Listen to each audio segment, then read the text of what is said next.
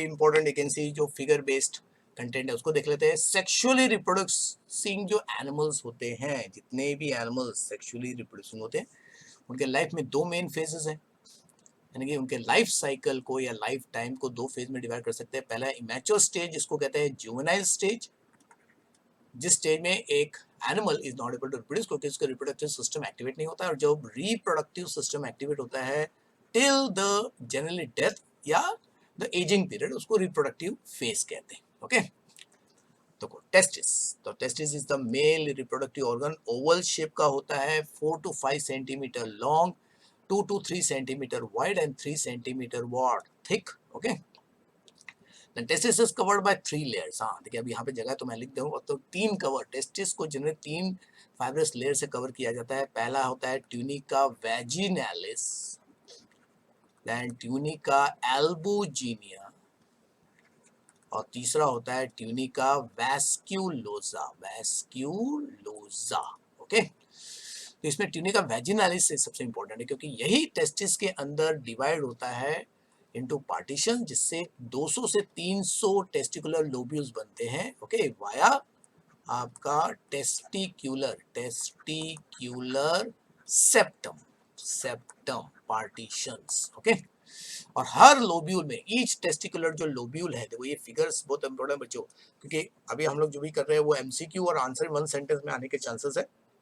1 से 4 highly coiled seminiferous tubule, मतलब sperm producing tube, यहाँ पे स्पर्म प्रोडक्शन होता है, तो sperm production occurs in seminiferous tubules. Then तो अभी सेमिनिफेरस ट्यूब्यूल से अल्टीमेटली जो स्पर्म्स है वो रेटे टेस्टिस में जाता है, रेटे टेस्टिस से वास्ट डिफरेंस में जाता है, वास्ट डिफरेंस से वो जाता है एपिडिडाइमिस में, और एपिडिडाइमिस उसको फिर अल्टीमेटली इजैकुलेटरी डक्ट से पहुंचा देता है, इजैकुलेटरी डक्ट से पहुंचा देता है आपके यूरेथ्रा में। ओके, नाउ तो आपका तो रेटे टेस्टिस और आपका एपिडाइमिस का जो कनेक्शन होता है वो वास एफ्रेंशिया करता है। Vasa efferentia they are very small small tubes, जो 12 से 20 छोटे छोटे ट्यूब्स होते हैं। ओके, तो अभी इस डायरेक्टली आपको स्पर्म का जो पाथवे है पूरा मालूम होना चाहिए। सेमिनिफेरस ट्यूब्यूल से आपका रेटे टेस्टिस से वास एफ्रेंशिया से एपिडाइमिस से एजुकेटेड डक्ट, उसके बाद में कॉमन यूरिनोजेनेटेड डक्ट, उसके बाद में वजाइना, वजाइना से स्पर्म्स फिर जाता है सर्विक्स में, सर्विक्स से यूट्रस में, यूट्रस से फैलोपियन ट्यूब, फैलोपियन ट्यूब का टर्मिनल पार्ट जहाँ पे उसको जाना है, जहाँ पे egg is waiting, that is the ampulla part। okay, all the accessory gland and ducts except urethra and prostate, जो मेल की बात कर रहे हैं, ओके, तो वो जोड़ी में होते हैं, यानी कि यूरेथ्रा एंड प्रोस्टेट एक सिंगल है, वन है, प्रोस्टेट भी वन ग्लैंड होता है, बाकी सारे पार्ट जनरली पेयर्स में होते हैं, जैसे टेस्टिस देखो दो पेयर में, वास एफ्रेंशिया एपिडाइमिस सब पेयर्स में है। ओके, फिर सेमिनल फ्लूइड, तो सीमेन को तैयार करने में 3 ग्लैंड का सबसे इंपॉर्टेंट कंट्रीब्यूशन होता है। 60% जो फ्लूइड होता है सीमेन में वो सेमिनल फ्लूइड होता है, सेमिनल ग्लैंड से आता है। ओके, देन प्रोस्टेट ग्लैंड एक लार्ज ग्लैंड है, तो सिंगल ग्लैंड है, लेकिन it is made up of 20 to 30 what lobes. Okay, जो प्रोड्यूस करता है प्रोस्टेटिक सिक्रीशन, और प्रोस्टेटिक फ्लूइड जो है वो 30% वॉल्यूम होता है सीमेन का, और तीसरा कॉपर ग्लैंड जो 10% होता है। ओके, इधर आएगा आपको। तो men over 50 years of age, 50 साल के बाद के जो मेल्स होते हैं जनरली, और जो हाई फैटी डाइट, ज़्यादा ऑयली फूड खाते हैं, उसमें प्रोस्टेट कैंसर होने का चांस सबसे ज़्यादा होता है। फीमेल में जनरली सर्विक्स कैंसर या यूट्रस कैंसर होने का चांस सबसे ज़्यादा होता है, और फिर फीमेल में एक और कैंसर होने का चांस है, दैट इज ब्रेस्ट कैंसर या मेमरी ग्लैंड का कैंसर। एंड कॉपर ग्लैंड का फ्लूइड जो अभी मैंने बताया 10% वॉल्यूम ऑफ सीमेन को कंट्रीब्यूट करता है। सीमेन क्या है? It is the male reproductive fluid, जिसमें होते हैं स्पर्म्स और साथ में जितने भी सीक्रेशन है, तीनों मेन ग्लैंड्स के सीक्रेशन होते हैं उसमें। ओके, ये भी आ सकता है। तो सीमेन क्या है? देखो, सीमेन एक विस्कस मतलब sticky alkaline you can C reproductive fluid है, जो मिल्की नेचर का होता है, जिसका पीएच है 7.2 to 7.7। ओके, और इसी को मेल रिप्रोडक्टिव फ्लूइड भी कहते हैं। तो जनरली एक मेल सिंगल इजैकुलेशन मतलब release of, you can see word ejaculation मतलब release of semen, semen delivery या सीमेन के रिलीज को इजैकुलेशन कहते हैं। ओके, जो 2.5 से 4 ml सीमेन, जनरली ये नॉर्मल सीमेल का अमाउंट है, अगर इससे कम हो गया तो उसको कहते हैं oligo, you can see what spermia. Okay, मतलब कम स्पर्म्स एक्चुअली रिलीज होंगे। तो नॉर्मल सीमेन में 200 से 400 मिलियन क्या होते हैं, स्पर्म्स होते हैं। ओके, लेकिन very few ultimately reaches to the ovary. तो penis is cylindrical, penis is the आपका कॉपुलेटरी ऑर्गन जो सिलेंड्रिकल होता है, मस्कुलर होता है, और इसमें 3 बंडल्स होते हैं इरेक्टल टिश्यू के। इसमें 2 होते हैं आपका कॉर्पोरा कैवर्नोसा, उसी की वजह से रिजिडिटी आती है, और एक होता है आपका स्पॉन्जियोसम, स्पॉन्जियोसम जो सेंसिटिव होता है, उसका टिप को ही ग्लैंस पेनिस कहते हैं। ओके, एंड स्क्रोटम जो आपको मालूम है, the pouch in which the testis is kept, वो टेस्टिस के टेम्परेचर को 2 to 3 डिग्री सेंटीग्रेड लोअर रखता है than the normal. Normal temperature कितना है आपका 37 डिग्री, बॉडी का टेम्परेचर है उससे कम रखता है, बिकॉज स्पर्म प्रोडक्शन के लिए टेम्परेचर कम चाहिए। इसके लिए टेस्टिस जो है वो एक्स्ट्रा एब्डोमिनल है, बॉडी के बाहर है, और आपका ओवरी जो है बॉडी के अंदर होता है। ओके, फिर ओवरी की बात करेंगे, 3 centimetre in length, 1.5 centimetre breadth and 1 centimetre in what thick. Okay, यानी कि ये आपको रखना है 3 बाय 1.5 बाय 1 सेंटीमीटर, ये ओवरी का डायमेंशन है। और ओवरी जनरली कैसा है, आलमंड शेप, आलमंड शेप का होता है, मतलब रफली ओवल भी बोल सकते हैं। ओके, देन ओवरी में 5 इंपॉर्टेंट हार्मोन्स तैयार होते हैं। ये आपको देखो जो चैप्टर है कंट्रोल कोऑर्डिनेशन, उसमें दिया हुआ है oestrogen, progesterone, relaxin, activin, inhibin, सबका आपको क्या है फंक्शन भी, मेन फंक्शन भी मालूम होना चाहिए बच्चों। ओके, वो हम लोग करेंगे आपका कंट्रोल कोऑर्डिनेशन वाले टॉपिक में। फिर तो एक्चुअली ओवरी का डेवलपमेंट बर्थ के पहले ही you can see what complete हो जाता है। 12 वीक्स ऑफ फीटल, फीटल मतलब डेवलपिंग बेबी इन वर्म, वर्म में ही बेबी चाइल्ड जो है, ओके, उसका ओवरी का डेवलपमेंट पूरी तरह कंप्लीट हो जाता है। तो इसका मतलब है ओवरी में पहले से ही अंडे रहते हैं, इमैच्योर अंडे रहते हैं in the form of follicle. तो 2 मिलियन मतलब 20 लाख यू कैन सी आपके प्रिमोडियल फॉलिकल बर्थ के पहले ही होते हैं, लेकिन बर्थ होते होते खाली 1 मिलियन रह जाता है, मतलब 10 लाख रह जाता है। और फिर प्यूबर्टी आते आते, ओके, यानी कि मेच्योरिटी आते आते 40,000 ही रिमेन होते हैं। इसके लिए फीमेल का जो रिप्रोडक्टिव लाइफ है वो मेल से शॉर्ट रहता है। ओके, क्योंकि समय के साथ साथ the number of follicles goes on decreasing, और नए फॉलिक्यूल्स नहीं तैयार होते हैं फीमेल में। तो ड्यूरिंग ईच मेंस्ट्रुअल साइकिल आपको मालूम है कि फीमेल में naturally there is a reproductive cycle, female reproductive cycle जिसको मेंस्ट्रुअल साइकिल कहते हैं, उसमें एक ही प्रिमोर्डियल फॉलिकल अल्टीमेटली ग्रो होता है, जिससे ग्रिफिन फॉलिकल बनता है। ओके, तो जनरली 12 से 15 या 12 से 20 फॉलिकल का डेवलपमेंट होता है, फाइनली एक ही मेच्योर होता है, मेच्योर को ही ग्रिफिन फॉलिकल कहते हैं। Okay, in each cycle, menstrual cycle की बात है, एक दोनों ओवरी में से एक ही ग्रिफिन फॉलिकल को प्रोड्यूस करता है पर वैकेंसी मंथ, और ये अल्टरनेट होता है, यानी कि एक मंथ में अगर पहले मंथ में अगर राइट ओवरी ने फॉलिकल प्रोड्यूस कर दिया मेच्योर और अंडर रिलीज किया, तो नेक्स्ट मंथ में लेफ्ट ओवरी क्या करेगा, वही काम करेगा। तो but there is always possibility कि दोनों ओवरी में एक साथ 2 फॉलिकल डेवलप हो रहे हैं, तो 2 अंडे रिलीज हो सकते हैं, इसके लिए ट्विंस होने का चांस हमेशा रहता है। फिर एक गर्ल में पहला मेंस्ट्रुअल पीरियड जिसको मिनार्क कहते हैं, ओके, वो नॉर्मली 13 साल के एज में बिगिन होता है। ओके, प्लस और माइनस आपका 2 इयर्स हम लोग पकड़ सकते हैं। ओके, ना तो मेनोपॉज मतलब एंड ऑफ द मेंसेस, ये टेम्परेरी हो सकता है, प्रेगनेंसी के टाइम पे ये टेम्परेरी होता है, और जनरली 45 और 55 इयर्स के बीच में ये कंप्लीटली स्टॉप हो जाता है। इसके लिए फीमेल का रिप्रोडक्टिव लाइफ जनरली 45 इयर्स के बाद, मतलब एक्सपायरी वैकेंसी डेट स्टार्ट हो जाता है 45 इयर्स के बाद। तो इसके हिसाब से अगर आप रिप्रोडक्टिव एज देखेंगे फीमेल का, इट इज शॉर्ट, तो 32 इयर्स का है, यानी कि 13 ईयर से स्टार्ट होके जनरली 45 इयर्स, ओके, कम से कम चलता है। तो 45 माइनस 13 ईयर का जो पीरियड है, ओके, वो होगा आपका 32 इयर्स। ओके, देन फिर फीमेल्स, तो इसके हिसाब से फिर कैलकुलेशन भी है कि एक मेंस्ट्रुअल साइकिल जो है 28 डेज का पीरियड होता है, तो 28 डेज के हिसाब से साल में 13 मेंस्ट्रुअल साइकिल होते हैं नॉर्मली। ओके, तो 13 इंटू 32 ईयर्स का रिप्रोडक्टिव लाइफ, तो 416 एग्स मैक्सिमम एक फीमेल अपने लाइफ में प्रोड्यूस करती है। यानी कि देखिए 2 मिलियन एग्स होते हुए भी, 2 मिलियन प्रिमोडियल फॉलिकल होते हुए भी फीमेल अपने लाइफ में खाली 416 अप्रोक्सीमेटली बोल सकते हैं 400 से 500 अंडे ही वो रिलीज करती है।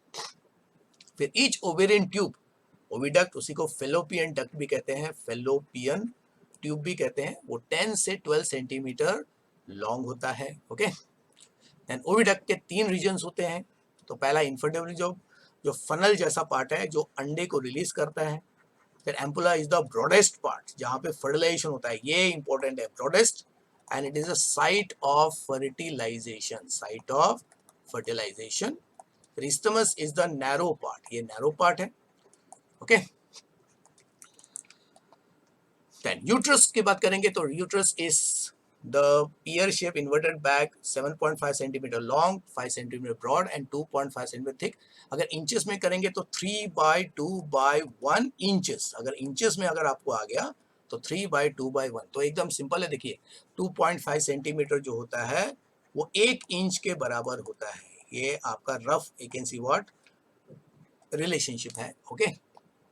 फिर यूट्रस का जो माउथ होता है उसको सर्विस कहते हैं, ओके, जो नैरो होता है। इसको नेक भी कहते हैं यूट्रस का, इसको माउथ भी कहते हैं आपका यूट्रस का। माउथ ऑफ यूट्रस जो 2.5 सेंटीमीटर लेंथ का होता है, उसमें दो आपके ओपनिंग्स होते हैं, इंटरनल एंड एक्सटर्नल। इंटरनल वाला जो है वो ओवरी के मतलब बॉडी के साथ कनेक्ट रहता है, ओवरी बॉडी, और एक्सटर्नल जो है वो वजाइना के साथ you can see what connect रहता है, ओके।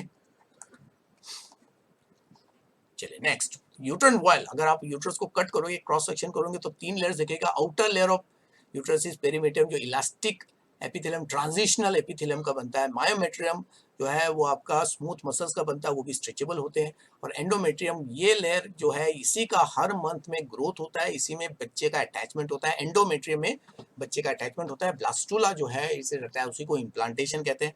और myometrium perimetrium remain relaxed through out the pregnancy, और ऑक्सीटोसिन की वजह से नेचुरली मायोमेट्रियम जो है मसल एक्टिवेट होता है, जैसे जिसकी वजह से यूट्रस का कॉन्ट्रैक्शन होता है और बच्चे का डिलीवरी होता है। फिर vagina is a tubular female copulatory organ, तो पेनिस जो है इसी ऑर्गन में मेल को इंसर्ट करना पड़ता है, जो 7 to 9 सेंटीमीटर लेंथ का होता है। और ये भी डिस्टेंसिबल मतलब एक्सपांड हो सकता है, जस्ट लाइक आपका uterus and vagina, these two जो ऑर्गन्स है ये एक्सपांड हो सकते हैं, स्ट्रेच हो सकते हैं बहुत ज्यादा, ओके।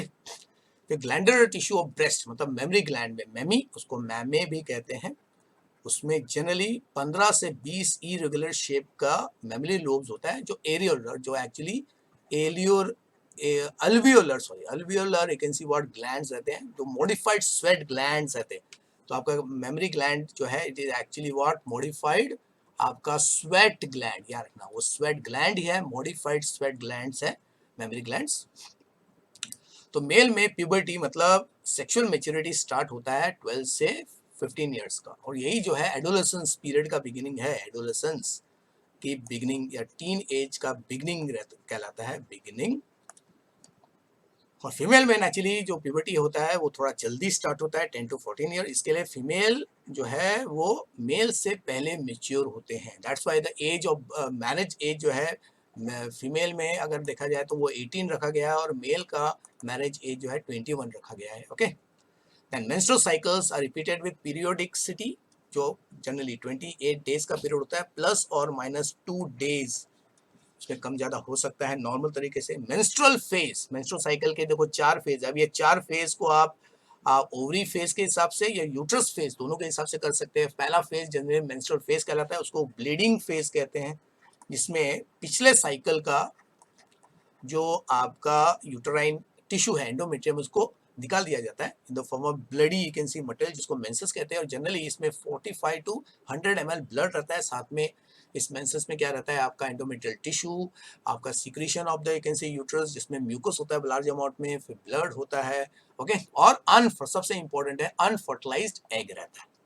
फिर मेंस्ट्रुअल फेज जनरली 5 डेज में कंप्लीट होता है, तो 3 to 5 days is the you can C range average. Menses में एंडोमेट्रियम लाइनिंग सबसे पतला हो जाता है, एकदम थिन, ओके, थिनेस्ट, तो थिन हो जाता है अबाउट 1 मिलीमीटर। और फिर बिगिन होता है नेक्स्ट साइकिल एफएसएच की वजह से, जैसे एंडोमेट्रियम का लाइनिंग फिर से ग्रो करने लगता है। तो proliferative phase extends from 5th to 13th day of menstrual cycle. हाँ एक मिनट, जो पिछले साइकिल में जो अभी बोला, मेंसेस का जो ग्रोथ एक्चुअली होता है ईस्ट्रोजन की वजह से। और ईस्ट्रोजन क्यों बनता है, क्योंकि जैसे ही मेंसेस स्टार्ट होता है नए फॉलिकल्स तैयार होते हैं। फॉलिकल्स जो है ग्रिफिन फॉलिकल जो बनेगा, वही जो फॉलिकुलर सेल्स है वो ईस्ट्रोजन तैयार करते हैं, और ईस्ट्रोजन की वजह से एंडोमेट्रियल लाइनिंग का जो थिकनेस है वो बढ़ता है। तो सेकेंड 6 से 12 सेकेंडरी फॉलिकल बनते हैं, लेकिन आखिर में एक ही मेच्योर होता है, ओके, फीमेल में। और thickness of endometrium generally proliferative, तो सेकेंड फेज है प्रोलिफेरेटिव फेज, उसी को फॉलिकुलर फेज कहते हैं, फॉलिक्यूलर फेज। उसमें 3 to 5 मिलीमीटर तक बढ़ता है because of the oestrogen, okay. And then ovulatory phase सबसे शॉर्ट फेज है, ओके। तो this is 1 day phase, shortest phase, shortest phase. उसी में एग रिलीज होता है, एग इसी दिन रिलीज होता है, और एग जो रिलीज होता है वो होता है secondary oocyte stage with 1 polar body. और उसके लास्ट फेज में एक्चुअली नाउ प्रेगनेंसी की तैयारी एकदम मैक्सिमम फेज में हो जाता है, क्योंकि हो सकता है कि अंडा फर्टिलाइज हो, उसके गार्ड बने, जो 7 दिन लगता है उसका अटैचमेंट होना चाहिए, जो 14 डेज का पीरियड है, ओके। 14 डेज में अल्टीमेटली अगर गार्ड बन गई, ब्लास्टुला बन गया, तो पूरी तरह वो अटैच हो जाता है, ओके। तो जनरली ये 15th डे से 28 डेज का पीरियड है, इसके लिए एक्चुअली 2 वीक्स। तो लुटियल फेज जो है 2 वीक का पीरियड है, जो सबसे लंबा पीरियड है मेंस्ट्रुअल साइकिल में, ओके। लेकिन इसी फेज में अगर 7 दिन के अंदर यानी कि 21 डे तक अगर फर्टिलाइजेशन नहीं हुआ या जाइगोट नहीं बना या इम्प्लांटेशन नहीं हुआ, तो फिर आपका केमिकल सिग्नल जो है HCG प्रोड्यूस नहीं होता है, और फिर जो है आपका एंडोमेट्रियम पील ऑफ होने लगता है। फिर ओव्यूलेटेड एग जो है, अंडा जो रिलीज हो गया, रिलीज होने के बाद 24 आवर्स के अंदर वो वायबल रहता है, इसी को वायाबिलिटी कहते हैं, वायाबिलिटी यानी कि एबिलिटी टू फर्टिलाइज अंडे की खाली 24 आवर्स रहती है।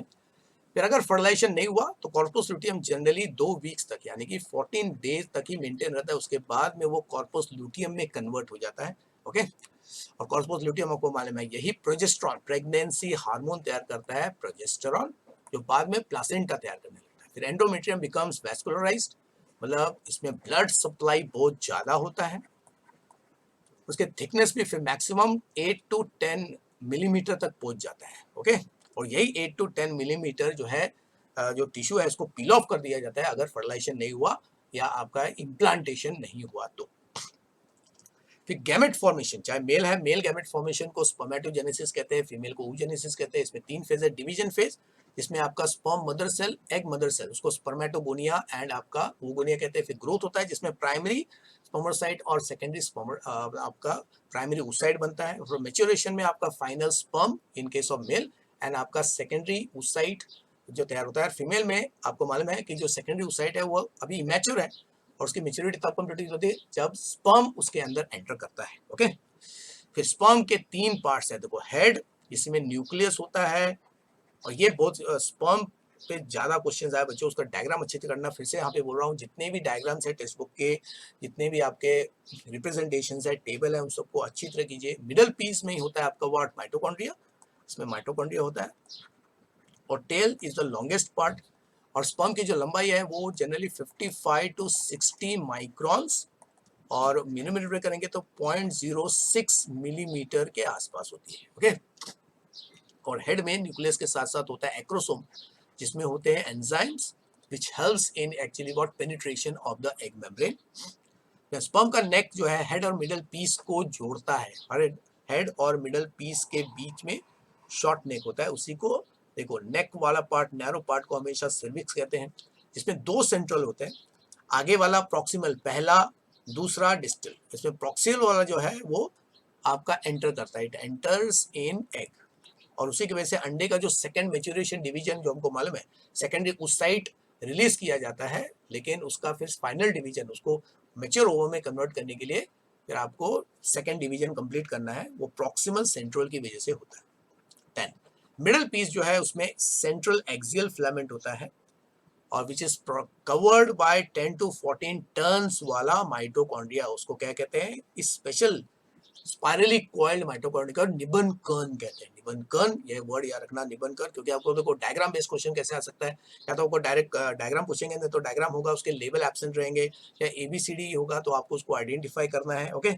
और बच्चों यहाँ पे एक चीज है कि मैंने अपने चैनल में, इस चैनल इस डिस्क्रिप्शन में पेपर प्रेजेंटेशन का वीडियो मैंने बनाया है, उसको भी मैंने एक ऐसे डाला है जिसमें इंपॉर्टेंट क्वेश्चंस को डिस्कस भी किया है, साथ में उसको किस तरह लिखा जाता है, प्रेजेंट करते हैं, और साथ में उसको मार्किंग स्कीम कैसा होगा इसका मैंने वीडियो बनाया, उसको भी आप देख लेना। उसमें इंपॉर्टेंट क्वेश्चन भी डिस्कस हो जाएगा, किस तरह आंसर लिखना है वो भी आपको समझेगा, ओके, और रिविजन भी हो जाएगा, ओके।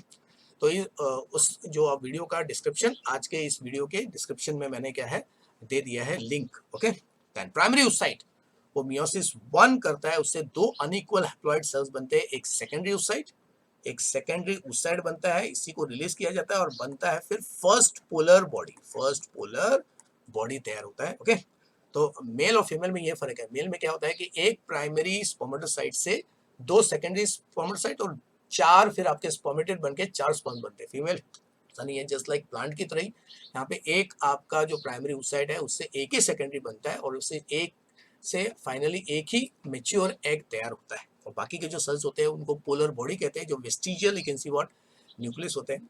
फिर unfertilised human ovum is approximately 0.1 millimetre 100 microns. अगर स्पर्म से कंपेयर करेंगे तो इसके लिए sperm is you can see what motile but it is short, female is large in size, okay। 100 micrometer मतलब 0.1 मिलीमीटर का। इसके लिए जो जाइगोट बनता है, देखो इनडायरेक्टली इसी से बोल सकते हैं कि जाइगोट का भी जो साइज होता है इनिशियल साइज वो 0.1 मिलीमीटर होता है। चलिए 50% स्पर्म जो डिलीवर होते हैं वजाइना में, ओके, वो जनरली डिस्ट्रॉय कर दिए जाते हैं या उनके मोटिलिटी को ब्रेक कर दिया जाता है, ओके। और 50% स्पर्म फिर अंडरगो कैपेसिटेशन जो सर्विक्स और आपके यूट्रस में होता है। तो इट हैपेंस इन सर्विक्स और आपका यूट्रस में। तो कैपेसिटेशन की वजह से क्या होता है कि स्पर्म का स्पीड बढ़ जाता है और उसको फीमेल रिप्रोडक्टिव सिस्टम फिर डिस्ट्रॉय नहीं करते, क्योंकि sperm is a foreign agency particle. अगर वो हमारे बॉडी में कोई भी फॉरेन पार्टिकल आएगा तो हमारा बॉडी एंटीबॉडीज या मैक्रोफेजेस के जरिए डब्ल्यूबीसी को डिस्ट्रॉय करने की कोशिश करता है। तो स्पर्म के साथ भी ऐसा होता है, लेकिन जिनको कैपेसिटेशन किया जाता है वो तेजी से उनका स्पीड बढ़ जाता है so that they can escape the immune system. तो स्पर्म का स्पीड एवरेज स्पीड होता है 1.5 से 3 मिलीमीटर पर मिनट, ओके। और आफ्टर कैपेसिटेशन स्पर्म्स एम्पुला, क्योंकि ampulla is the site of fertilisation, site of fertilisation. तो 5 मिनट में you can see sperms can reach, okay, to ampulla from uterus. Uterus से ampulla में पहुंचने में उनको फिर 5 मिनट ही लगता है, okay. Then sperms can remain viable for 24 से 48 hours after insemination, यानी कि स्पर्म की डिलीवरी वजाइना में, वजाइना से डिलीवर होने के बाद स्पर्म 24 से 48 आवर्स के बीच में ही अपना फर्टिलाइजेशन कर पाता है। तो उसका वायबिलिटी, जैसे आपका अंडे का वायबिलिटी 24 आवर्स है, स्पर्म का 24 से 48 आवर्स। फिर हमने देखा था इंसेमिनेशन में 200 से 400 मिलियन स्पर्म्स रिलीज होते हैं, लेकिन उसमें से खाली फ्यू हंड्रेड या फ्यू थाउजेंड ही एम्पुला तक पहुंचते हैं और अंडे को कवर करते हैं by fertilising anti fertilising reaction. तो स्पर्म के पास होता है एंटी फर्टिलाइजिंग और ओवर के सरफेस पे होता है फर्टिलाइजिंग मॉलिक्यूल जो स्पीशीज स्पेसिफिक होता है। फिर secondary oocyte reach the ampulla in 12 to 24 hours after ovulation. और यही वो पीरियड है जहां जब तक आपका ये सेकेंडरी oocyte वायबल रहता है फॉर फर्टिलाइजेशन, ओके। फिर फर्टिलाइजेशन के बाद जाइगोट बनता है। तो पहला क्लीवेज जो होता है वो होता है meridional and it occurs in 30 hours, यानी कि फर्टिलाइजेशन के बाद इमीडिएटली जैसे फर्टिलाइजेशन होता है जाइगोट बनता है तो इमीडिएटली आपका जाइगोट ब्रेक नहीं होता है, तो जनरली 30 आवर्स के बाद। और सेकंड क्लीवेज जो है वो 30 आवर्स के बाद होता है, अगेन 30 आवर्स, यानी कि टोटल 60 आवर्स के बाद आपका 2 क्लीवेज के बाद आपके 4 सेल्स बनेंगे, 4 सेल्स, ओके, स्टेज में कन्वर्ट हो जाता है।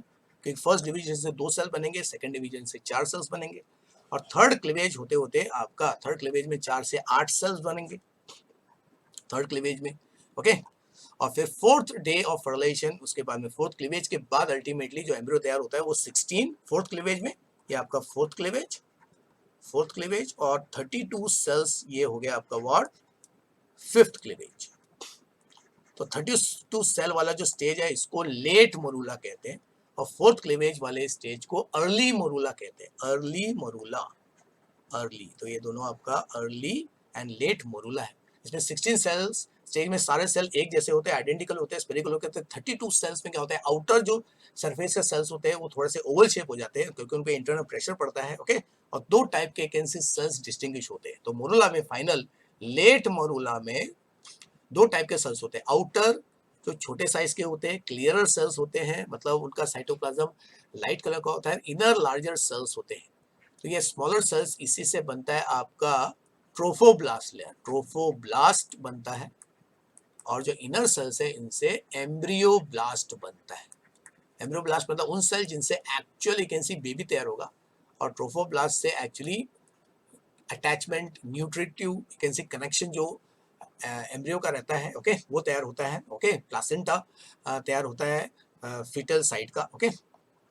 10 मोरूला इस्टमस तक पहुंचता है, okay, end of fourth day में।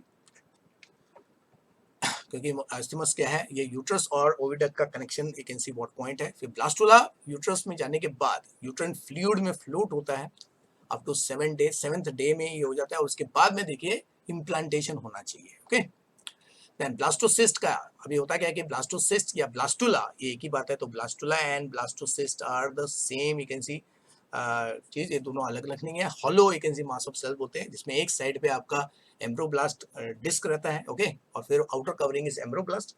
तो उसका साइज देखो 0.15 मिलीमीटर से बढ़ के 30.3 मिलीमीटर तक हो जाता है in uterus. Okay, it is because of you can see what loss of zona pellucida. Zona pellucida जो है it does not allow the size of the you can see morula and blastula to increase, नहीं तो वो अटक सकता है आपके fallopian tube में। Okay, by the end of 7th day blastocyst is fully formed और फिर वो अटैचमेंट के लिए रेडी हो जाता है। और 10th डे में एम्ब्रियो यानी कि ये जो ब्लास्टोसिस्ट है, ओके, इसको अर्ली एम्ब्रियो भी कहते हैं, वो एंडोमेट्रियम में अटैच हो जाता है और इसी प्रोसेस को हम लोग इम्प्लांटेशन कहते हैं, इसको इम्प्लांटेशन कहते हैं। ओके, फिर अभी जैसे एम्ब्रियो, ये जो अर्ली एम्ब्रियो है ब्लास्टोसिस्ट जैसे अटैच होता है उसके बाद में उसका you can C 3 germinal layers में क्या होता है, मॉडिफिकेशन होता है। 3 लेयर्स बनते हैं, एक्टोडर्म जो हो गया आपका व्हाट आउटर लेयर, फिर मेसोडर्म मिडल लेयर और एंडोडर्म हो गया वो आपका इनर मोस्ट लेयर। और इन्हीं तीनों फंडामेंटल एम्ब्रियोनिक लेयर से बॉडी के सारे ऑर्गन्स, टिश्यूज, सिस्टम्स बनते हैं एज वी नो, और इसी प्रोसेस को गैस्ट्रुलेशन कहते हैं। तो फॉर्मेशन ऑफ 3 जर्मिनल लेयर इसी को गैस्ट्रुलेशन कहते हैं। तो गैस्ट्रुलेशन के लिए क्योंकि इसी में स्टमक कैविटी सबसे पहले बनता है, तो इसकी शुरुआत होती है 8th डे से। ओके, और फिर जनरली यू कैन सी वो नेक्स्ट 1 वीक में यानी कि 15 डेज में वो पूरी तरह यू कैन सी डेवलप हो जाता है। फिर एवरेज प्रेगनेंसी पीरियड जिसी को जेस्टेशन कहते हैं, जेस्टेशन पीरियड वो 266 डे है एवरेज में, अगर फर्टिलाइजेशन डेट से काउंट कर। लेकिन फर्टिलाइजेशन कब हुआ इसको जज करना एक्यूरेटली बहुत ही मुश्किल होता है, इसके लिए जनरली लास्ट मेंस्ट्रुअल साइकिल का डेट जो था फीमेल का, ओके, उससे काउंट करते हैं। तो उसमें फिर हमको 266 डेज को ऐड करना पड़ेगा, तो 280 डेज होता है। तो 280 डेज कैसे है, 266 एक्चुअल प्रेगनेंसी डेट प्लस आपका 14 डेज का ओवुलेशन फेज जो होता है उसको ऐड करना है। फिर जेस्टेशन पीरियड जनरली 9 मंथ का होता है, जिसको जनरली 3 मंथ के 3 सेमेस्टर में, ट्राइमेस्टर में सॉरी डिवाइड किया गया। तो 3 मंथ के 3 पीरियड्स में उसको डिवाइड किया गया है, तो टोटल 9 मंथ। ओके, चलिए, तो फर्स्ट ट्राइमेस्टर जनरली फर्टिलाइजेशन से 12 वीक का पीरियड है। तो इस पीरियड में शुरुआत के 1 to 4 वीक्स में जो स्ट्रक्चर तैयार होता है उसी को फीटस कहते हैं, जिसकी लंबाई 3 सेंटीमीटर लॉन्ग होता है। और ये यूट्रस में ऑलमोस्ट यू कैन सी ये यूट्रस के साइज को इंक्रीज नहीं करता है, इसलिए जनरली फर्स्ट ट्राइमेस्टर में फर्स्ट 3 मंथ में there is no obvious you can see what notification कि जनरली एब्डोमेन में कोई भी यानी कि यूट्रस का साइज इंक्रीज नहीं होता है, तो प्रेगनेंसी एक्सटर्नली शो नहीं होती है। और heart beat of foetus 6th week से ही स्टार्ट हो जाता है। ओके, तो सोनोग्राफी करके इस हार्ट बीट को सुना जा सकता है बहुत ही प्रोमिनेंटली। ओके, वो देखा भी जाता है। At the end of first trimester तो finally okay 7 to maximum size होता है 7 to 9 सेंटीमीटर। ओके, तो शुरुआत होती है 2 to 4 वीक में देखिए 3 सेंटीमीटर था और मैक्सिमम 7 to 10 सेंटीमीटर होता है at the end of the you can C first trimester. Second trimester 13 से 26 वीक का पीरियड है और इसी पीरियड में प्रेगनेंसी ऑब्वियस हो जाता है, क्योंकि you can see belly bump develop होता है, belly bump start what developing. Okay, यानी कि एब्डोमिनल जो रीजन होता है, लोअर एब्डोमिनल रीजन, वहां पे एक यू कैन सी व्हाट जो एब्डोमेन है वो बल्ज होता है। ओके, क्योंकि फीटस बहुत ही एक्टिव है और ग्रो होता है अप टू 30 सेंटीमीटर। तो यूट्रस का भी साइज, यूट्रस का साइज क्या होता है, इंक्रीज होता है इस पीरियड में। फिर ओके, ये तो आ गया। Then final trimester, third trimester 27 week से लेके parturition which is the child birth, उसको पार्चुरेशन कहते हैं। ओके, इसके 3 स्टेजेस होते हैं, अभी हम लोग पढ़ेंगे।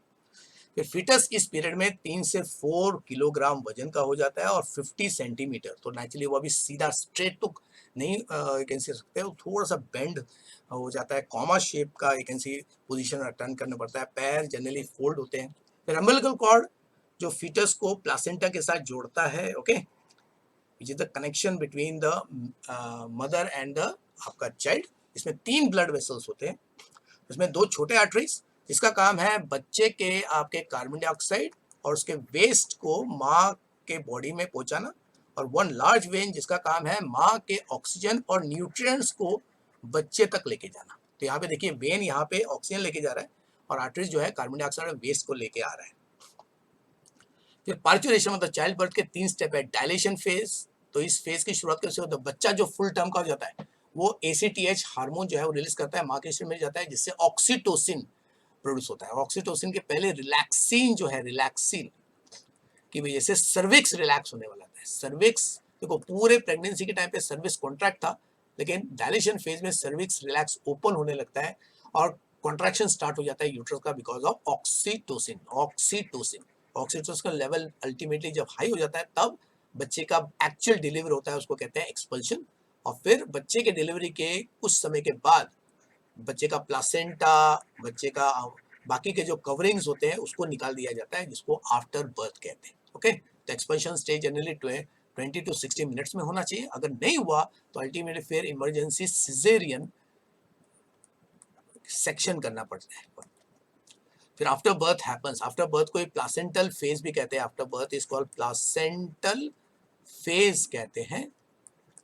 तो generally you can see about 10 to 45 minutes after delivery, मतलब एक्सपल्शन के बाद। Expulsion stage is actual delivery, actual you can see delivery. Okay, then अभी नेक्स्ट अभी जो टॉपिक आपका रिप्रोडक्टिव हेल्थ है। तो 2020 में ह्यूमन इंडिया का जो पॉपुलेशन था 1.35 बिलियन तक पहुंच गया था। आज मतलब नाउ जो अभी जो फिगर एक्चुअली है 1.4 प्लस हो गया है। ओके, तो इसके लिए बी केयरफुल। तो अगर ऑप्शंस में देखना 220 रहेगा तो आपको 1.35 बिलियन को ही क्या है आपको मार्क करना पड़ेगा, क्योंकि दिस इज टेक्सचुअल वैल्यू। फिर सहेली कॉन्ट्रासेप्टिव जो ओरल कॉन्ट्रासेप्टिव है वो जनरली वीक में एक बार लिया जाता है। ओरल कॉन्ट्रासेप्टिव, कॉन्ट्रा मतलब अपोज, सेप्शन मतलब प्रेगनेंसी या फर्टिलाइजेशन को प्रिवेंट करने वाले मेडिसिन। ओके, फिर इम्प्लांट्स जो होते हैं वो भी आपका कॉन्ट्रासेप्टिव है, ओके, जिसमें आपके प्रोजेस्टेरॉन हाई लेवल का होता है। ओके, वो हार्मोनल रहता है, हार्मोनल इकेंसी लेवल को वो चेंज करता है। ओके, तो 3 से 4 साल तक हार्मोन लेवल को कांस्टेंट रखता है, जिससे आपका प्रेगनेंसी नहीं होती। फिर गवर्नमेंट इंडिया ने MTP medical termination of pregnancy को लीगलाइज किया है फ्रॉम 1971। MTP मतलब मेडिकल टर्मिनेशन प्रेगनेंसी या तो 12 वीक के अंदर होना चाहिए या मैक्सिमम 12 वीक्स के अंदर किया जाना चाहिए। ओके, फिर सिफिलिस और गोनोरिया ये दो आपके STDs है। तो STD सिफिलिस का 3 to 4 वीक्स का इंक्यूबेशन पीरियड है और गोनोरिया का मेल में 12 डेज और फीमेल में 21 डेज, मतलब 3 वीक। और आपका यहाँ पे मेल में क्या है 2 वीक्स का इंक्यूबेशन पीरियड, मतलब the period between infection and showing the symptoms, उसको इंक्यूबेशन कहते हैं। ओके, गिफ्ट हो गया, गैमेट को डायरेक्टली फेलोपियन ट्यूब में ट्रांसफर किया जाता है। ये 30% सक्सेस रेट है, यानी कि अगर किसी वजह से अगर मेल डिलीवर नहीं करता है तो उसके स्पर्म को डायरेक्टली फेलोपियन ट्यूब में ट्रांसफर करते हैं। उसका दूसरा एक है कि IVF करके, IVF इन विट्रो फर्टिलाइजेशन करके जो जाइगोट बनता है या ब्लास्टोल बनता है उसको फेलोपियन ट्यूब में ट्रांसफर करना है, जिसको जिफ्ट कहते हैं। ओके, और कुछ केस में डायरेक्टली जो स्पर्म्स है उसको फीमेल के बॉडी में ट्रांसफर करते हैं, उसको आर्टिफिशियल इंसेमिनेशन कहते हैं। ओके, ये पर्सन जो चाइल्ड चाहता है वो 21 ईयर्स का लीगल एज का होना चाहिए और फाइनेंशियली वो अब इस एक चाइल्ड को मेंटेन करने के लिए यू कैन सी रेडी होना चाहिए, तभी जाके he can actually adopt a child. Okay,